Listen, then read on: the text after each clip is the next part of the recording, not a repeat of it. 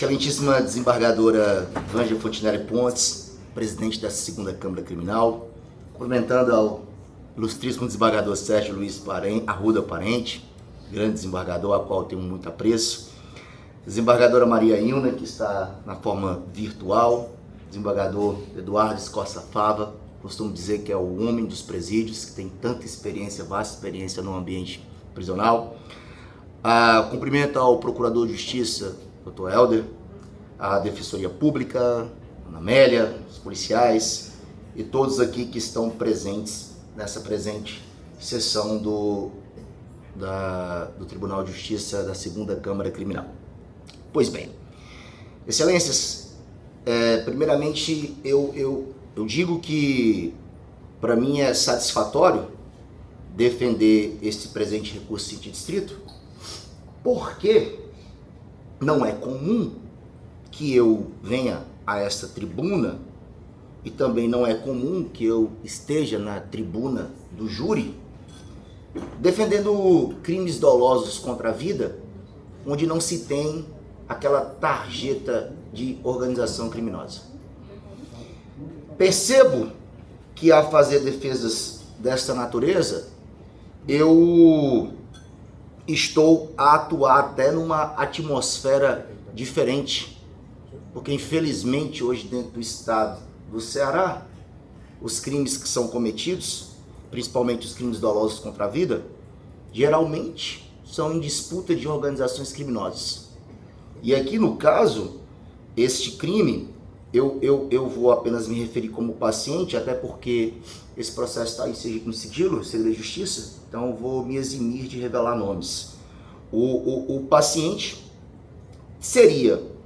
teria supostamente tentado contra a vida da sua cônjuge ou ex-cônjuge à época dos fatos.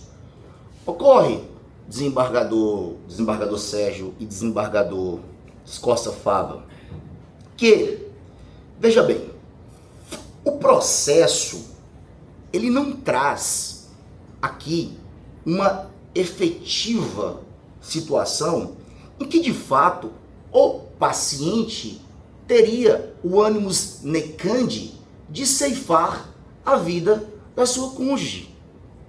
Não traz isso o processo. O Ministério Público do primeiro grau, o promotor de justiça, ao desenhar a peça vestibular, a denúncia, ele não conseguiu trazer esses elementos. A instrução processual, por sua vez, ainda demonstrou de forma ainda mais eficaz de que o paciente não teria a intenção de ceifar a vida da vítima. E aí o que eu fiz? Eu trouxe a transcrição da prova que foi posta aos autos, e essa prova que foi posta é a prova oral, a prova testemunhal. Então eu trago aqui à baila para Vossa Excelência apreciar a transcrição integralizada e fidedigna da instrução processual. A suposta vítima, ela fala que o acusado nunca a ameaçou. Eles viveram juntos por 29 anos, quase que 3 décadas.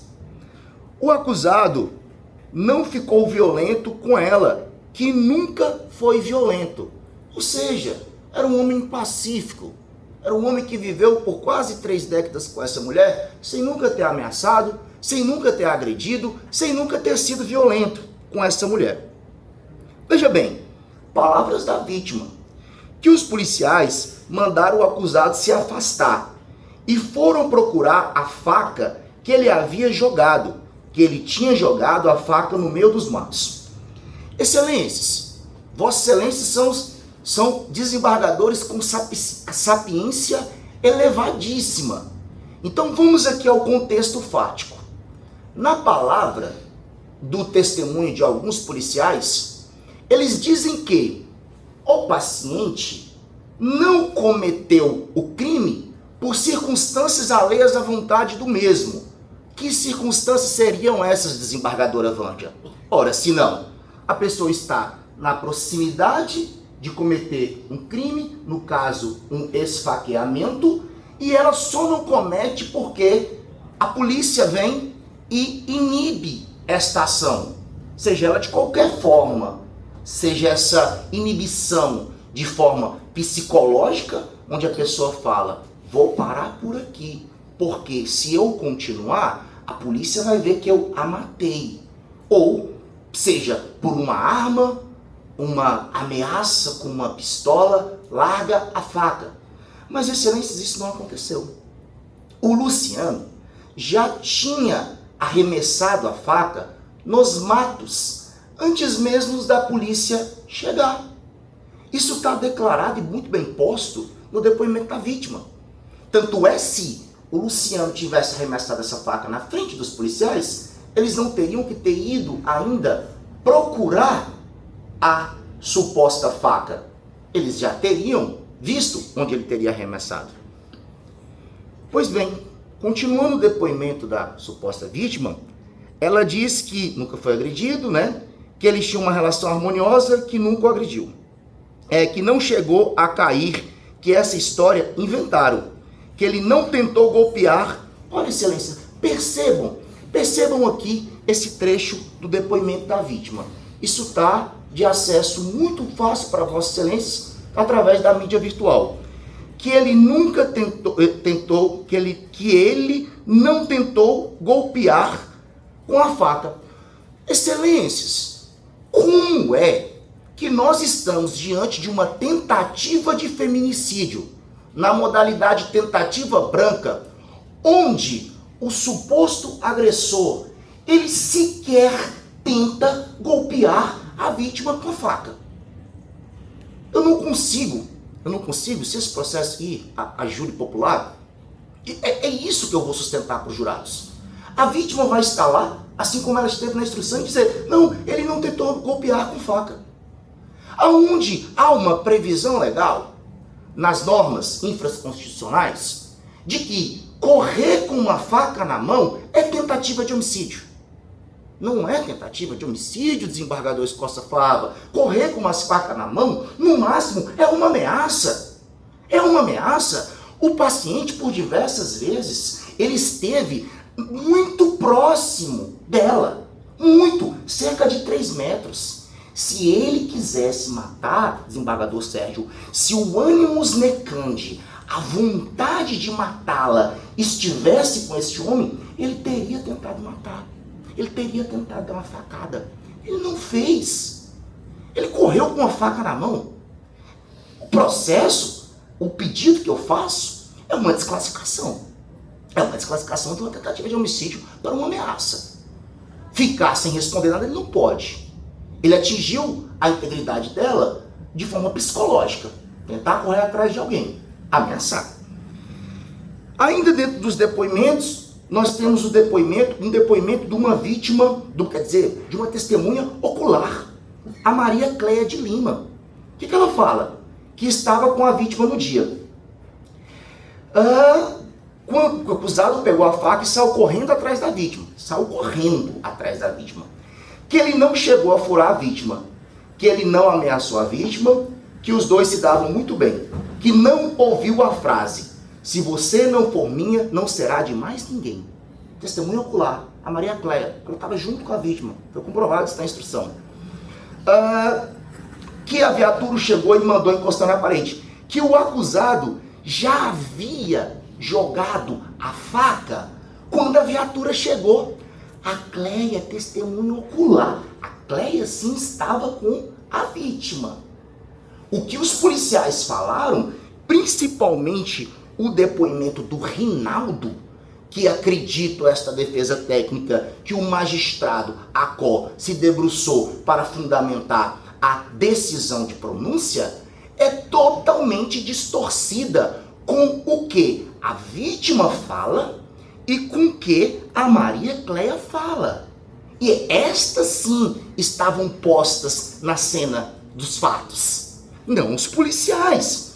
E o Rinaldo também, ele distorce todo o seu depoimento da testemunha Elisiane Mendonça, que é policial, que diz que observaram o casal, o acusado estava com uma faca e a senhora começou a se sair dele. que a polícia pediu para levantar as mãos e ele levantou, que ele não atingiu com a faca, que não viu se a vítima teve escoriações devido à discussão, que ele não resistiu à prisão, que o acusado soltou quando viu a composição, que não recorda que o acusado estava apontando para a vítima, que a vítima não relatou nada sobre ele ter tentado dar golpes de facas nela. Esse depoimento é mentiroso. A própria Cléia fala que quando a polícia chegou ele já tinha soltado a faca. A vítima fala que os policiais ainda foram procurar a faca. O STJ entende que às vezes se vê uma discussão, nobre procurador, e isso acontece muito, eu percebo, isso é uma percepção minha em audiência de instrução, que às vezes o Ministério Público ele traz a seguinte frase: a polícia ela possui a fé pública, mas a fé pública, nobre desembargador, ela não pode ser distorcida dos fatos. Não há verdade absoluta na fé pública. A fé pública que a polícia tem, a presunção de verdade que a polícia tem, ela tem que estar associada ao conjunto fático. Quando está desassociada, essa fé pública, ela não persevera. Porque se a gente for basear o depoimento policial como veracidade absoluta dos fatos, a gente pode mandar fechar a CGD, a Controladoria, pode mandar fechar a DAI, a Delegacia de Assuntos Internos, e pode mandar soltar todos os policiais que estão presos por diversos crimes, inclusive por omissão, por mentir, por crime organizado, por milícia. O policial é ser humano como qualquer um. E às vezes com um carimbo de querer ser o justiceiro e fazer ali a justiça a todo preço e a qualquer modo. Isso tem que se tomar bastante cuidado. Excelências, caminhando para o fim, o que a defesa roga a Vossas Excelências é que Vossas Excelências verifiquem que não tem anos de Cândido, então há a ausência da vontade de matar e pede que se casse a pronúncia. Cassando a decisão de pronúncia, aplicar a desclassificação para o crime de ameaça, com tudo que foi posto, tudo que foi dito. Da mesma forma também, Excelências, eu defendo aqui a situação da inconstitucionalidade do indúbio pro società. O Instituto do Indúbio pro società, infelizmente, e como eu já disse aqui, será uma tese de defesa no meu mestrado, que farei em Espanha, em Salamanca, sobre essa questão do indúbio società. O que eu tenho percebido? Eu tenho percebido que o filtro da pronúncia no estado do Ceará, ele está muito aberto. A parte onde se fala desses indícios mínimos, eles estão sendo levados muito ao pé da letra, os indícios mínimos. E muitas vezes me parece, desculpe se eu estiver errado, se estiver falando alguma besteira, mas como eu sou atuante nisso, eu percebo que o juiz de primeiro grau, quando ele vai aplicar o filtro da pronúncia, ele lava as mãos como Pilatos. Ele fala, vou levar para a sociedade, o júri que decida. Eu só tenho aqui um juízo de admissibilidade entre dizer se vai ou não vai ao banco dos réus. Só que isso é muito sério, porque nós somos operadores de direito. Nós temos todas as ferramentas, nobres desembargadores, para verificar tudo isso que eu estou falando. Isso aqui é de conhecimento notório de Vossa Excelência, a gente estuda isso todos os dias. E jogar para o júri, às vezes, é uma roleta russa com a vida das pessoas. Porque se pega um advogado como eu, que sou apaixonado por júri, faço muito júri, amo júri, eu vou defender com essa vontade, com essa oratória, com essa expertise, e vou tentar convencer. Mas às vezes nós temos ali colegas que não são tão preparados. Às vezes nós temos defensores, infelizmente, que eu já percebi, que nem estuda o caso na hora lá para fazer e faz de qualquer jeito. E é a vida de alguém que está em jogo, de um crime, que ele começa com a pena base em 12 anos. Quando qualificado pode chegar a 22, 23 quando é consumado. E é uma situação que colocar a vida das pessoas assim, a própria sorte, para o plenário do júri, é complicado.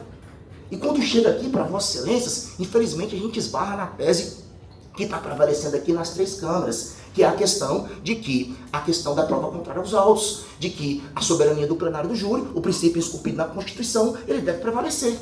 E é muito difícil a gente caçar aqui uma sentença de júri. É por isso que eu defendo que a gente vá lá direitinho no filtro da pronúncia. Verificar realmente, analisar os fatos, ler com atenção, com apreço, para não dificultar as coisas. A manifestação é essa, Excelência. Meu tempo já está esgotado.